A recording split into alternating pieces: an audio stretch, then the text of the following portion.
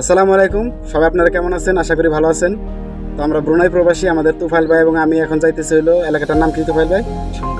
সুঙ্গাইত আলম। সে জায়গায় যাইতেছে, আমাদের অফিসিয়াল একটা কাজ আছে, আমাদের বস আমাদেরকে যাইতে বলছে। আমরা ওয়াটার জ্যাক আরেকটা কি যেন এটা, যাই হোক দুইটা জিনিস নিয়ে যাইতেছে, একটু বেশি না, সম্ভবত আধা ঘন্টা এরকম কাজ না। তো যাই হোক আপনারা অফিসের কাজ আর কি। ব্রুনাই ইউরোপের কোনো অংশ কম নাই। ব্রুনাই টাকার মানও বেশি, কিন্তু শান্তিপূর্ণ বেশি। এখানে কোনো গরিব মানুষ নাই, এখানে সব ধনী মানুষ।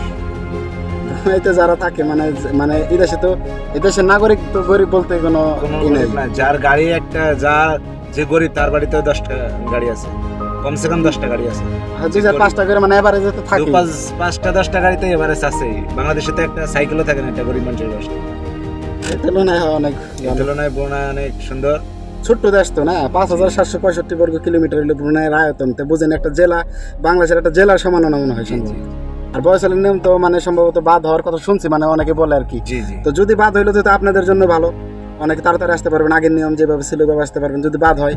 আর যদি না হয় তাহলে যে রুলস, সরকারি রুলস, এইভাবেই তো আসতে হবে। আমাদের প্রধানমন্ত্রী, এই সাবেক প্রধানমন্ত্রী শেখ হাসিনা যখন আসছিল তখন তো এরকম ছিল না, তখন তো মানে আগের নিয়ম যেগুলো ওরকম ছিল। এখন বর্তমানে আর কি একটু চেঞ্জ হয়েছে। তো সবাই ভালো থাকবেন। তুফাইল ভাই আর কিছু বললে? আসলে ব্রুনাই শান্তিপূর্ণ দেশ। ব্রুনাই আসলে বুঝতে পারবেন যে।